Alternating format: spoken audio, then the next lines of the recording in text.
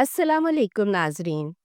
आपकी बहन, आपकी होस्ट सिद्रा अमीन एक मर्तबा फिर दिल्ली की एक 12 साला बराहमन बच्ची के इस्लाम कबूल करने की कहानी के साथ आपकी खिदमत में हाजिर है। मगर आज की वीडियो में आगे बढ़ने से पहले मैं आपको बताना चाहती हूँ कि हमने अपने चैनल पर मुख्तलिफ रिवर्ड स्टोरीज़ को मुख्तलिफ कैटेगरीज़ में तकसीम कर रखा है ताकि हमारे व्यूवर्स को अपना मनपसंद कंटेंट तलाश करने और देखने में आसान रहे। इसके लिए हमारे चैनल के होम पेज पर प्लेलिस्ट के टैब के नीचे आपको तमाम कैटेगरीज मिल जाएंगी, यानी हिंदू धर्म से इस्लाम की तरफ आने वालों की कैटेगरी, इसी तरह ईसाइयत से इस्लाम की तरफ आने वालों की प्लेलिस्ट, और यहूदियत से इस्लाम, एथियस्ट लोगों के इस्लाम कबूल करने की स्टोरीज।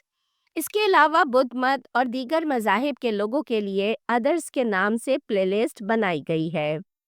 मैं उम्मीद करती हूँ कि इससे आपको अपना मनपसंद कंटेंट सर्च करने में मदद मिलेगी। नाजरीन, आज जिस खातून के इस्लाम कबूल करने की कहानी लेकर आपकी खिदमत में आई हूँ, वो दिल्ली में पैदा हुई और उसने 12 साल की उम्र में इस्लाम कबूल किया। फिर उसके घर वालों ने उसके साथ क्या सलूक किया, 13 साल की उम्र में वो घर वालों के जुल्म से तंग आकर घर छोड़कर कहाँ चली गई, फिर आगे क्या हुआ, आइए ये सारी तफसील उसी से सुनते हैं। अगर मैं अपनी ज़िंदगी की कहानी शुरू से बताऊं तो यह है कि मेरी जो पैदाइश है वो तो बेशक दिल्ली की है, पर मेरा अपना जो वतन है वो गुजरात में एक छोटा सा इलाका है बिलीमोरा, वहाँ का है। मेरे माँ बाप उधर के ही है। मैं ब्राह्मण फैमिली से हूँ, रावल ब्राह्मण फैमिली से। 11-12 साल की उम्र में वहाँ पर एक स्कूल है NCN कन्या विद्यालय, जो मैं आज भी नहीं भूली, क्योंकि वो हमारा बचपना था और बचपने को इंसान कभी नहीं भूलता। वहाँ मेरी पढ़ाई हुई। मैं गुजराती ज़बान से हूँ। वहाँ पर एक लड़की थी, शेख हसीना उसका नाम था। अच्छी बच्ची थी, उसके साथ मेरी जैसे सहेलियाँ होती है, दोस्ती होती है। वो बच्ची एक अच्छे घराने से थी, इस्लाम फैमिली से थी, नमाजी और कुरान पढ़ती थी। बस यही चीज़ मुझे उसके साथ भा गई और मैं भी उसके साथ साथ रंग में रंग गई। मैं भी एक बार मैंने उसको पूछा कि खुदा यहाँ मिलेगा? उसने कहा हाँ, जहाँ पर सच्चा दीन होता है वो खुदा की राह होती है। बुत तो और उन्होंने कुछ नहीं रखा। उस वक़्त मैं बच्ची थी, मुझे इतनी तो समझ नहीं थी, पर मैंने सोचा शायद मुझे मेरा खुदा यहाँ मिल जाए। मैं सजदा करने लग गई, नमाज़ पढ़ने लग गई, पर घर से चोरी छुपी। मुझे मालूम था कि हम लोग ब्राह्मण फैमिली के बुत परस्त लोग हैं। हमारे घरों में दीवारों जितने ऊंचे ऊंचे बुत रखे जाते, वहाँ पर अगर मैं अल्हम्दु शरीफ पढ़ूँगी तो पता नहीं मेरा क्या हशर होगा। और इस तरह से एक दिन वो आया, वो रंग मुझ पर चढ़ा कि मुझे ज़ाहिर होना पड़ गया कि मैं मुसलमान हूँ। हाँ जी, मैंने कबूल कर लिया कि मैं इस्लाम कबूल कर लिया है। मुझे तुम्हारे बुतों से कोई वास्ता नहीं। इस्लाम कबूल ये हुआ कि मैं उसको देख देख के जब मैं नमाज करने लग गई तो उस लड़की ने अपने वालिद से बात की। तो उसने कहा कि नमाज़ पढ़ने से कुछ नहीं होता है, उसके लिए कलमा तुमको बोलना पड़ेगा। तो मैंने कहा मैं जब नमाज़ पढ़ रही हूँ तो कलमा पढ़ने के लिए क्या बड़ी बात है? कहते कलमा पढ़ने से तुम बाकायदा इस्लाम में दाखिल हो जाओगी। तो मैंने उनको बचपना में वही सवाल पूछा कि क्या मुझे यहाँ पर खुदा मिलेगा? उन्होंने कहा हाँ जी, यहाँ आपको मिलेगा अगर सच्चे दिल से मांगोगे। मैंने उसी टाइम पे उनके हाथ के ऊपर बैत की, ला इलाहा इल्लल्लाह मुहम्मदुर रसूलुल्लाह। मैंने ये कलमा पढ़ा। उन्होंने कहा आज से आपका नाम चेंज। मेरा नाम ऐसे वहाँ का उमा मुन्ना लाल रावल मेरा पूरा नाम, क्योंकि हमारी टाइटल होती है हमारे कौम के हिसाब से। मैं ब्राह्मण कौम थी तो ब्राह्मण कौम में रावल हमारी टाइटल थी। उन्होंने कहा आज से क्योंकि आप ना शबनम की तरह शीतल हो, बच्ची हो, तो हमने आपका नाम शबनम रखा। शबनम का मतलब होता है वो सुबह की ड्यू का कतरा जो कि बहुत ही निर्मल और पाक होता है। मैंने कहा आप बुज़ुर्ग है, आपने जो भी नाम दिया। और उसके बाद आप समझ ही सकते हो कि मेरा क्या हशर हुआ होगा, कि उसके बाद फिर मेरा तो घर में रहना ही मुश्किल हो गया और घर वालों ने मुझे पागल जाहिर कर दिया कि इसके ऊपर तो जिन्नात आते हैं, ये तो पता नहीं अरबी में क्या क्या बड़बड़ाती है, ये दिमागी तौर से ना पागल हो चुकी, ताकि मैं उनके बीच में रह सकूं, सरवाइव, यानी कि अदालती कोई नाबालिग होने की वजह से कोई ना हो, इसी वजह से। पर फिर भी मैंने नमाज़ पढ़ना और नहीं छोड़ा। बड़ी मार पड़ती थी मुझे बहुत ही, और उसके काफ़ी सारे निशानात भी मेरे बदन पे, चोट के निशानात काफ़ी बहुत आज भी ज़ाहिर है।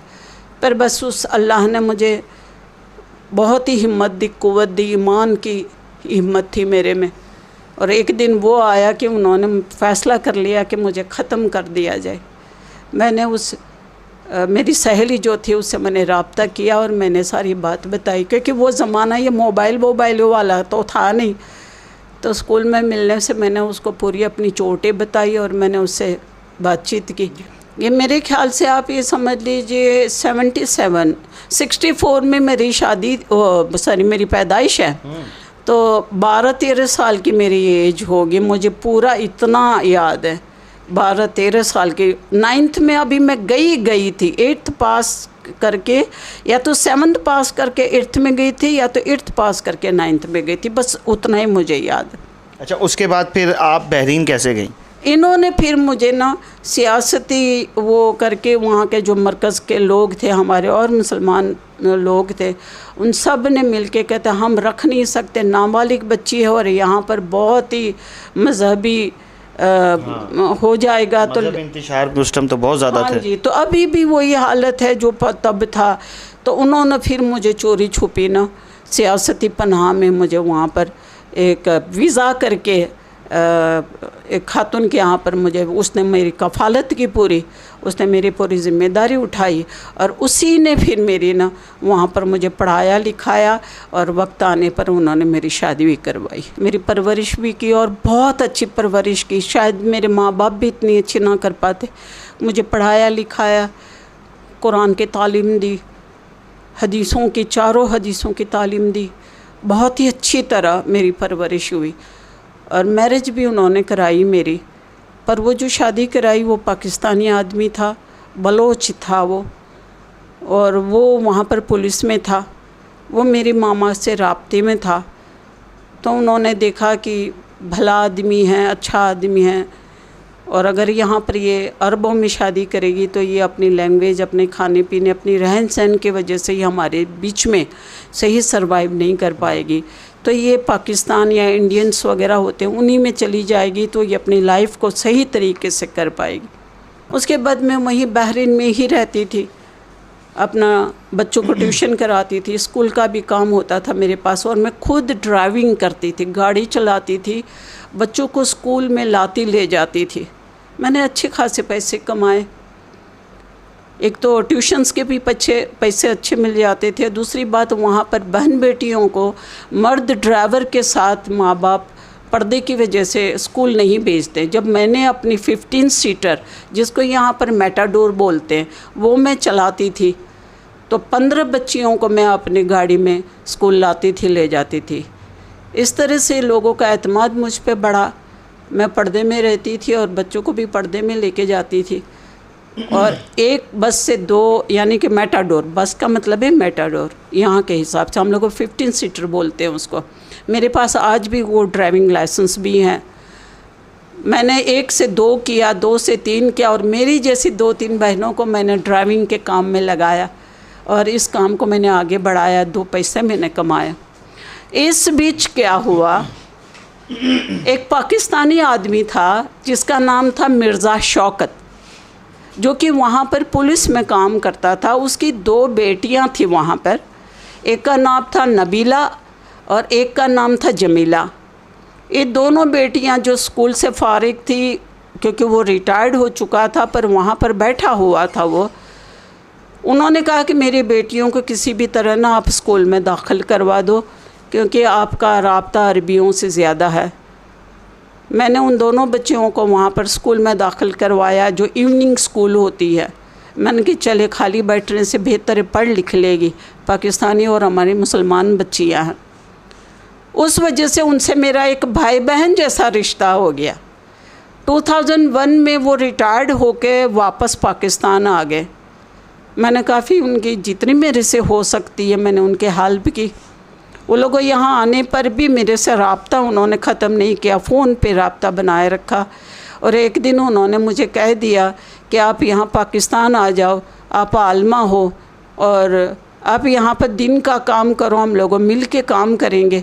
तो दिन का काम करेंगे तो आपके लिए भी अच्छा रहेगा, हमारे लिए भी अच्छा रहेगा, हमारी बेटियाँ भी लाइन पे हो जाएगी और आपका भी आपके अंडर में रहेगी तो सही हो जाएगा।